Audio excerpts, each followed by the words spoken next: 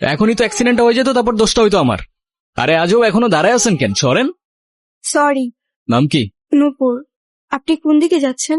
কেন, আপনি কোথায় যাচ্ছেন? রূপগঞ্জে। আপনি চাইলে আমি আপনাকে ড্রপ করে দিতে পারি। আপনাকে ধন্যবাদ বলে ছোট করব, আপনি সত্যি আমার অনেক বড় উপকার করলেন। আচ্ছা, আপনি এখান থেকে তাহলে কোথায় যাবেন? আমার একটা ফ্রেন্ড আসবে।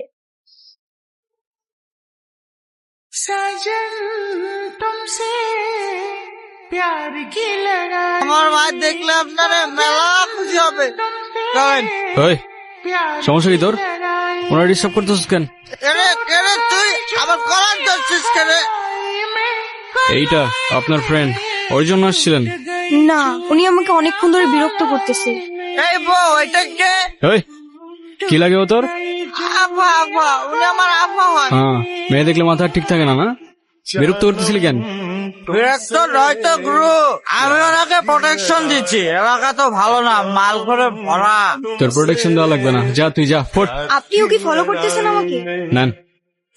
আসলে আমার একদমই খেয়াল ছিল না। আপনার গাড়িতে ফেলে আসছিলাম না? Yes ma'am. একটা কল করা যাবে? হ্যালো, আমি নূপুর, বাসায় ফেলে আসছি। আমি তো রূপগঞ্জে, তুমি কোথায়? তোমাকে না কালকে বললাম আমি রূপগঞ্জে আসতেছি। তো আমি এখন একা কি করব এখানে? শ্যামপুর স্টেশনে আসো, ওইখান থেকে আমরা একসাথে বানাই। আচ্ছা ঠিক আছে, আপনি কি আমাকে একটু শ্যামপুর স্টেশনে পৌঁছে দিতে পারবেন? চলেন, আমাদের জার্নি এখানেই শেষ। আচ্ছা, আপনার বয়ফ্রেন্ড কই? ও আসে না? আসছে হয়তো। আচ্ছা, আপনার ফোনটা একটু দেন তো। কি হয়েছে, তুমি কল ধরতেছো না কেন? আমি স্টেশনে এসে দাঁড়ায় আছি, তুমি কই? আসলে একটা প্রবলেম হয়ে গেছে। কি হয়েছে?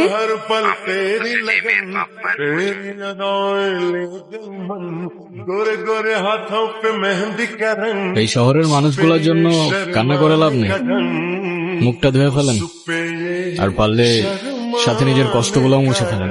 বলছিলাম না, আজকাল মানুষের 2 দিনে ভালোবাসা হয়, 3 দিনে পালাই গিয়ে 4 দিনে ডিভোর্স হয়ে যায়। আপনার তো তাও ভাগ্য ভালো, আগেই কাহিনী শেষ। আচ্ছা, আমার সাথে বারবার কেন এমন করে বলতে পারেন? আচ্ছা, কি হয়েছে বলেন তো?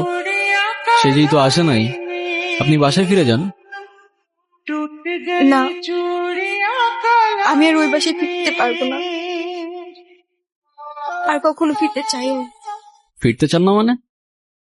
ঠিক বুঝতে পারলাম না। মা বাবা হারানোর পর আমি আমার মামা বাড়িতেই বড় হই। মা বাবার ভালোবাসাটা কি সেটা আমি কখনোই বুঝে উঠি নাই। আমি ভাবতাম মামা মামির মধ্যেই হয়তো আমি আমার বাবা মার ভালোবাসাটা খুঁজে পাবো, কিন্তু আফসোস। কিরে, এত দেরি হলো যে? এই 500 টাকা তোর কাছে রাখ, আর তোর মামি আসলি কোষ? আমি হাটে গেছি। হ্যাঁ, মামার একটা বদ অভ্যাস, মামা জুয়ায় আসুক। 3 বেলা না খেয়ে থাকলেও তার জুয়া ছাড়া এক মুহূর্ত চলতো না, আর তার জুয়ার সঙ্গী ছিল জাহাঙ্গীর। এইগুলো ওরে পড়ায় নিয়ে আসো, আজকে জাহাঙ্গীরের লগে ওর বিয়া দিবি। কি কর মাইয়াটার তো কিছুই কর নাই। কেন ওরে কওয়া লাগবো কেন?